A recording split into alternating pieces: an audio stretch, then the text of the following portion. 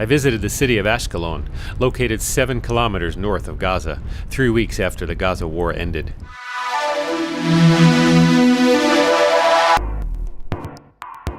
פתאום שמענו את האזעקה. ותמיד כשאנחנו שומעים אזעקה, אנחנו רצים למטה. ברגע שהגענו למטה, עוד לא הספקנו לסגור את הדלת, שמענו בום ענק. וזכוכיות עפו לכל הכיוונים, שמענו אותם עפים. אנחנו חשבנו שהבית נפל עלינו. She lives across the street from Chaya. The way it goes is like this. You hear the siren, you run, but you run. It's the one that fell across the street. It was 1 p.m. My son was in the house with us at the time, and he said, "This is big, and it's here." And we opened the door, and we saw smoke, and there was a burning smell. Before the rocket came in, he had a dream that the rocket fell on the house. And we take him to Jerusalem. I have a sister, I live in Jerusalem. And after 4 hours, the rocket is coming. We went running to a friend of ours who lives on the other side, and we thought it might have fallen on her house. The Home Front Command was already sealing off the area. There was sappers, there was army, you name it, they were there. אני שמחה שהילדים הקטנים לא היו בחדר בזמן שהטיל נפל. זה היה נס.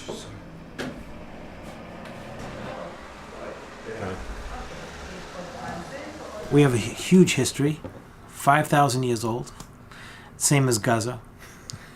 We share a common history. Almost every single ancient empire that conquered this whole region has been here. The word Ashkelon or scallions, by the way, comes from Ashkelon. Population of Ashkelon today stands at about 122,000 people. And of course, being Israel's southernmost city, we're the closest to the Gaza Strip. At the beginning of the conflict, their missiles couldn't go very far. They could just barely go 7 kilometers. They would hit the southern part of the town. Then, and later on, they had missiles that could reach up to almost 20 kilometers. But now they have missiles that reach 40 kilometers. You're totally vulnerable. With a 40-kilometer Grad rocket, they can sit at the southern part of right on the Egyptian border and still hit us. When I go for a walk, like a 40, 50 minute, you hear that? Okay, we jump because it could be a siren. Anytime we hear a whiny car, anytime we hear a motorcycle like that, or yesterday there was some sonic booms. Did you hear that? Did you hear that? What is it? בתקופה שהתחילו ליפול טילים, לא פחדנו, שכל פעם שהיה אזעקה היינו יורדים למטה, אבל כשהמלחמה הגיעה, זה היה מטורף. אני השתדלתי לא לצאת מהבית, כי ברחוב אני הרגשתי לא מוגנת. Filled with solid propellant, which is made out of fertilizer, and explosive head full of shrapnel, which is also made of fertilizer. But I don't want to belittle fertilizer because if you remember Oklahoma City, those are fertilizer bombs. So fertilizer can give you a pretty big bang for your buck. כל הדרך שנסעתי, אני פחדתי שאם יהיה אזעקה, איפה אני אתחבא? כאילו מה, אני אכנס לבית של מישהו, אני אדפוק. כל הזמן הסתכלתי, אם יש אזעקה, איפה הולכים, איפה מתחבאים? זה היה חיים מטורפים. אמרתי לילדים לא לבוא הביתה לשבת. We're on the southern edge of Ashkelon, and buildings of Gaza City are on the horizon.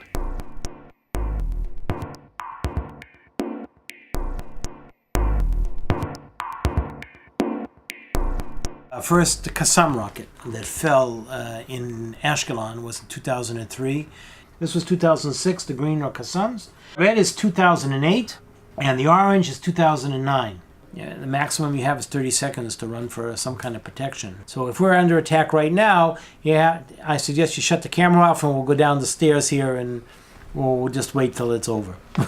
We have 26,000 kids at any given moment are very vulnerable. 40 kids in a classroom, 35 kids in a classroom.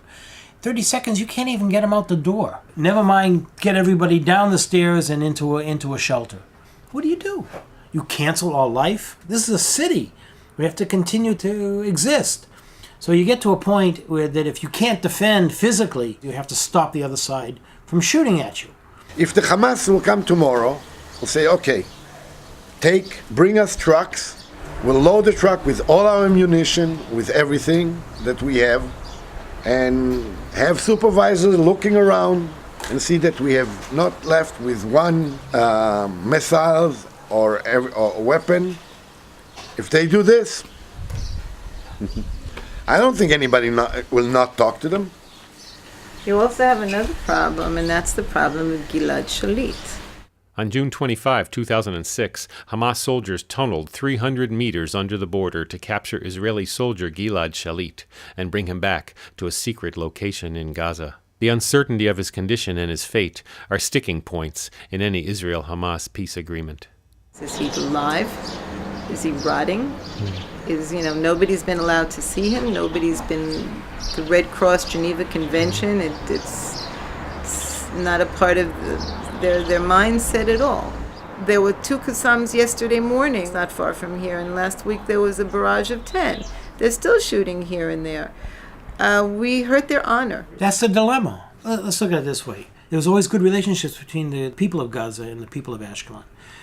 People of Ashkelon used to go there and get their cars fixed and go to dentists and buy rugs and be part of the economy. And they would come here and they would come to our shopping and coffee houses and enjoy this area freely. You took the car and you went. We just have to wait and hope that something good happens. Of course, the Middle East is something like the weather in New England. And they say if you don't like it, just wait a minute and maybe it will change. So. אני חושב שמי שבאמת מאמין באלוקים, הוא לא רוצה להרוג את השני. זה לא משנה מי הוא ומה הוא. ולכן תמיד צריך לחפש איך אפשר לדבר ביחד, ולא להילחם ביחד. It's not easy. It's take a time.